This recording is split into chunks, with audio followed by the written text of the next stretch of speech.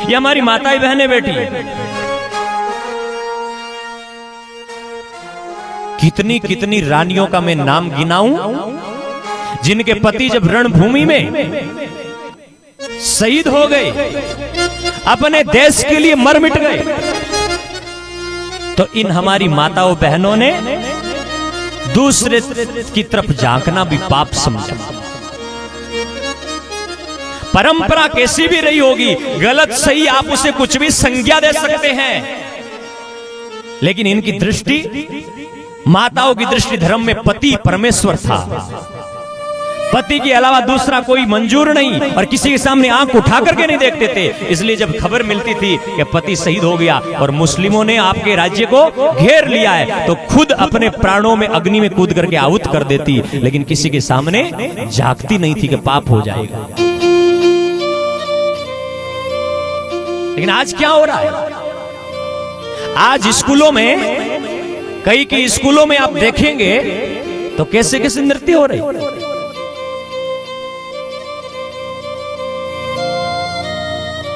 स्त्री का गहना, स्त्री का स्वरूप शास्त्रों में ऐसा लिखा है कि केवल और केवल पति के लिए होता है। पीहर में भी स्त्री को श्रृंगार नहीं करना चाहिए, और पति विदेश गया हो तो भी स्त्री को श्रृंगार नहीं करना चाहिए, क्योंकि श्रृंगार केवल और केवल पति के लिए होता है। ये शास्त्रों की आज्ञा। आज जिन स्कूलों में हम बेटियों को पढ़ाने के लिए भेजते हैं, उन स्कूलों में बेटी को स्कूल जाने से पहले 1 घंटे कांच के सामने खड़ा होना पड़ता है। क्यों? वहां पढ़ाई के लिए जा रहे हो, श्रृंगार के लिए नहीं। वहां कोई श्रृंगार की प्रतियोगिता नहीं हो रही है कि फर्स्ट सेकंड कौन आएगा। स्कूल की पढ़ाई के लिए जा रहे हैं। लेकिन महाराज, हमारी उस परंपरा को हम कैसे भूल गए? जिस सीता को लेकर के राम लंका में चला गया, उस सीता का पतिव्रत धर्म का तप इतना था कि वहां बैठा और वहां रावण ले गया, लेकिन रावण उसे स्पर्श नहीं कर सका। और सीता भी एक तिनका लेकर के उसको देखती है।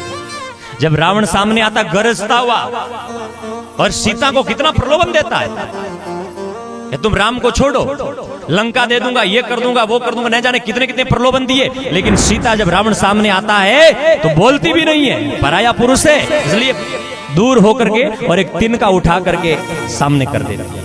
मतलब कि तेरे पास में लंका भी होगी, सब कुछ होगा, लेकिन मेरी दृष्टि में तू इस तिनके के समान है। ये धर्म था हमारा, ये संस्कृति थी हमारी। क्यों भूल गए हम उनको? आज सीता को